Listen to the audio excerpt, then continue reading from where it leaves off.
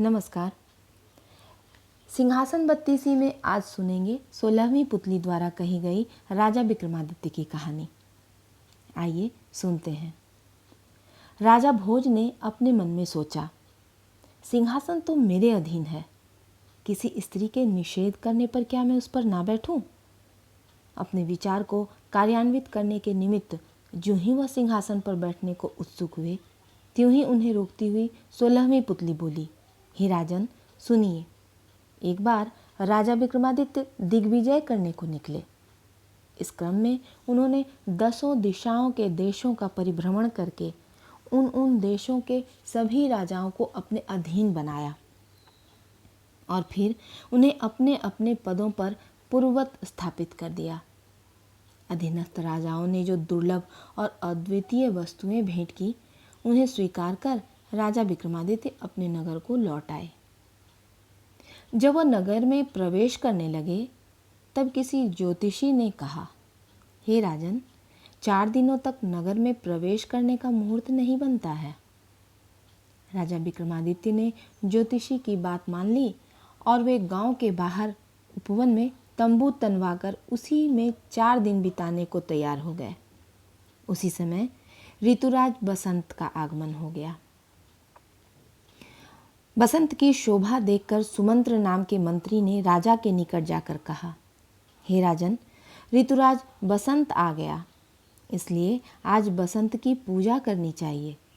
बसंत की पूजा होने पर सभी देवता आप पर प्रसन्न होंगे, सारी प्रजा सुखी होगी और सभी अमंगलों का निवारण होगा। राजा ने मंत्री की बात स्वीकार कर उसे ही बसंत पूजा के आयोजन कराने का आदेश किया।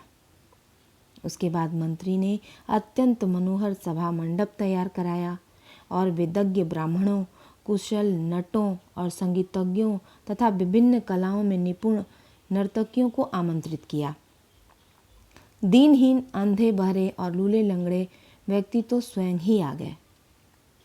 मंत्री ने उस सभा मंडप में नवरत्न यानी मोती, माणिक्य, वैदूर्य, गोमेद, वज्र यानी हीरा, विद्रुम, पद्मराग, मरकत और नीलम से जड़े हुए सिंहासन को सजाकर उस पर लक्ष्मी नारायण की मूर्तियां प्रतिष्ठापित कराई और पूजा के लिए कुमकुम, कपूर, कस्तूरी, चंदन, अगरू प्रभृति सुगंधी द्रव्य और जूही, चमेली, मालती, कुंद, कमल, मदन, चंपा, केवड़ा आदि फूल मंगवाए।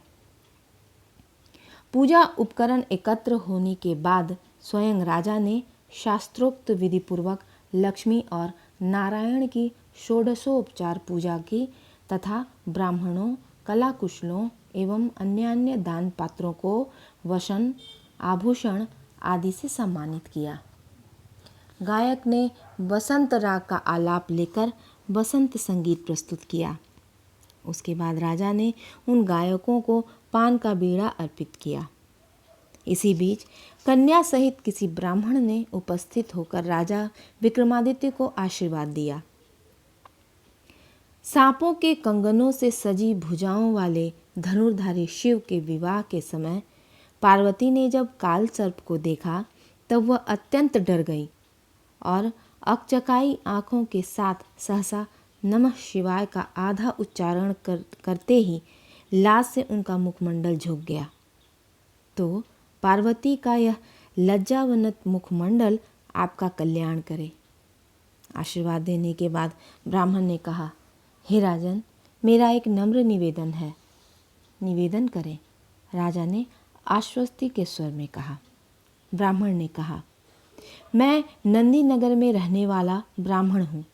मेरे 8 पुत्र हुए, लेकिन पुत्री एक भी नहीं हुई।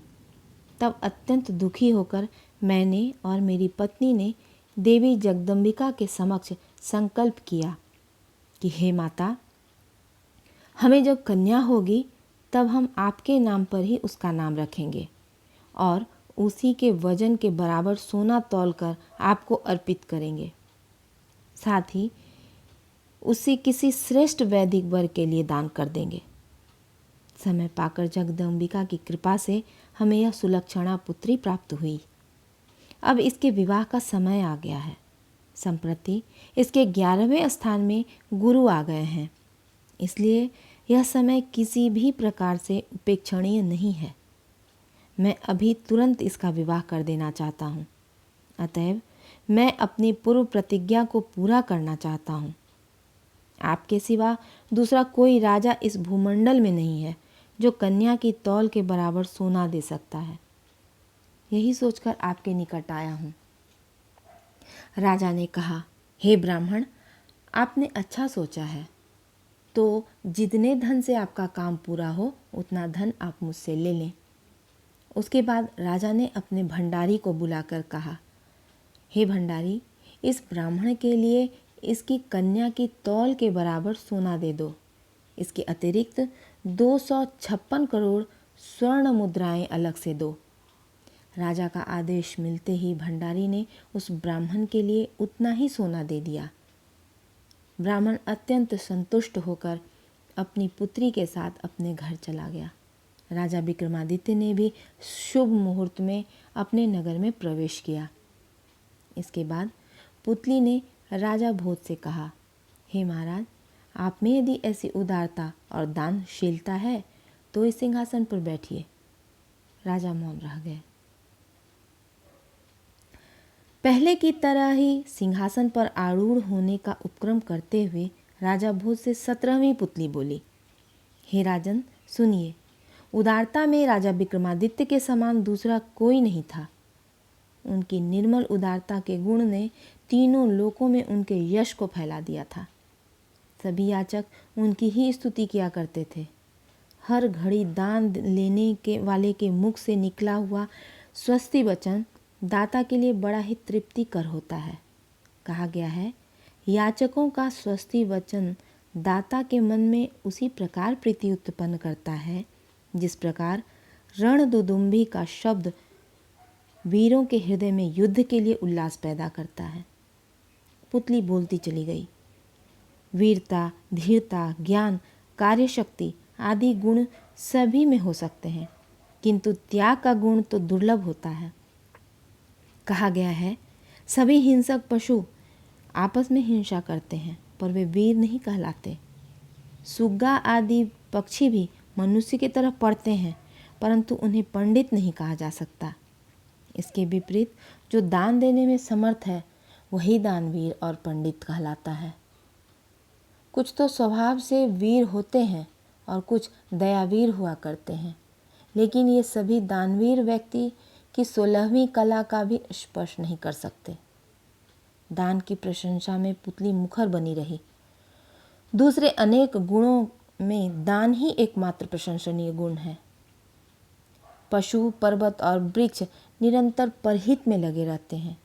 वे भूल कर भी अपना हित नहीं सोचते।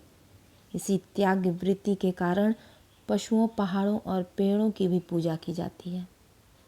दान का गुण अन्य सैकड़ों गुणों में श्रेष्ठ माना गया है। दान करने वाला व्यक्ति यदि विद्वान हो तो फिर क्या कहना। अगर दानी और विद्वान व्यक्ति वीर हो तब तो वह सब के लिए वंदनीय है। दान, विद्या और वीरता से विभूषित व्यक्ति यदि घमंड से रहित हो तब तो वह अनन्य, साधारण या सर्वश्रेष्ठ है। कहना न होगा कि ये चारों गुण राजा विक्रमादित्य में बराबर रहते हैं। पुतली राजा विक्रमादित्य की कहानी को आगे बढ़ाती हुई बोली, एक दिन परमंडलस्थ यानी 400 योजन यानी 1600 कोस में बसे हुए किसी शत्रु राष्ट्र के राजा के सामने किसी चारण यानी स्तुति पाठक ने राजा विक्रमादित्य के गुणों का बखान किया। विक्रमादित्य की गुणावली सुनकर वह राजा मन ही मन स्पर्धा से भर उठा। उसने चारण से पूछा, हे बंदी, सबके सब स्तुति पाठक राजा विक्रमादित्य का ही गुणगान क्यों करते हैं? क्या और कोई राजा इस त्रिभुवन में नहीं है? चारण बोला, त्याग, उपकार, साहस, शूरता और धीरता में राजा विक्रमादित्य के समान कोई राजा इस त्रिभुवन में नहीं है। परोपकार करते समय तो वह अपनी देह पर भी मोह माया नहीं रखते।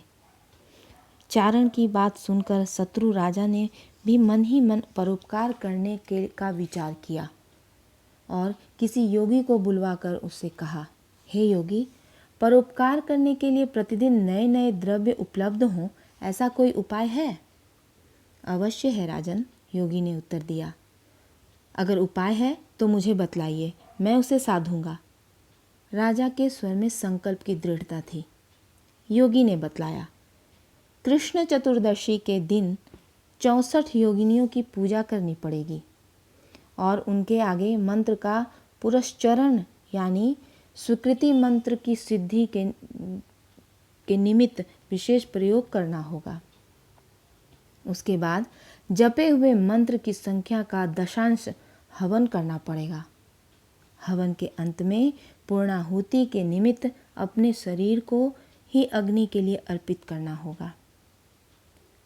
पुरस्चरण पूरा करके जब राजा ने अपने शरीर को अग्नि में डाल दिया, तब योगिनियाँ राजा के शरीर का मांस खाकर अत्यंत प्रसन्न हो गईं और अस्थि पंजर को अमृत से सींचकर राजा को नया शरीर प्रदान करती हुई बोली, हे राजन, वर मांगो। राजा ने कहा, हे माताओं, आप अगर मुझ पर प्रसन्न हैं तो मेरे घर में जो 7 बड़े बड़े घड़े हैं उन्हें प्रतिदिन सोने से भर दिया करें। योगिनियों ने कहा, राजन, तुम इसी प्रकार 3 महीने तक प्रतिदिन अपने शरीर को अग्नि में हवन करते रहोगे और हम भी तुम्हारे 7 घड़ों को सोने से पूरा करती रहेंगी। योगिनियों की आज्ञा सिरोधार्य कर राजा प्रतिदिन अग्नि में अपने शरीर का हवन करता रहा और योगिनियाँ भी 7 घड़ों को सोने से भरती रहीं। एक दिन राजा विक्रमादित्य बातचीत के प्रसंग में इस घटना को सुनकर उस जगह गए और शत्रु राजा के आने के पहले ही उन्होंने पूजा आदि करके पूर्णाहुति के निमित्त अपना शरीर अग्नि को अर्पित कर दिया। उसके बाद योगिनियाँ जब मांस खाने लगीं तब आपस में बात करने लगीं कि आज यह तो किसी दूसरे शरीर का मांस मालूम पड़ता है। मांस बड़ा ही स्वादिष्ट लग रहा है। इसका कलेजा सारवान होने के कारण बहुत ही मीठा है, इसलिए असाधारण सत्व से संपन्न इस शरीर का मांस नहीं खाना चाहिए। यह कहकर योगिनियों ने राजा विक्रमादित्य को पुनर्जीवित करके उनसे पूछा, हे महाप्राण, आप कौन हैं? शरीर के त्याग करने का प्रयोजन क्या है? मैंने परोपकार के लिए अपने शरीर का त्याग किया है, राजा विक्रमादित्य ने सहज भाव से उत्तर दिया। तो हम आप पर प्रसन्न हैं, वर मांगिए, योगिनियाँ बोली। राजा विक्रमादित्य ने कहा, यह शत्रु राजा प्रतिदिन महान मृत्यु कष्ट का अनुभव करता है।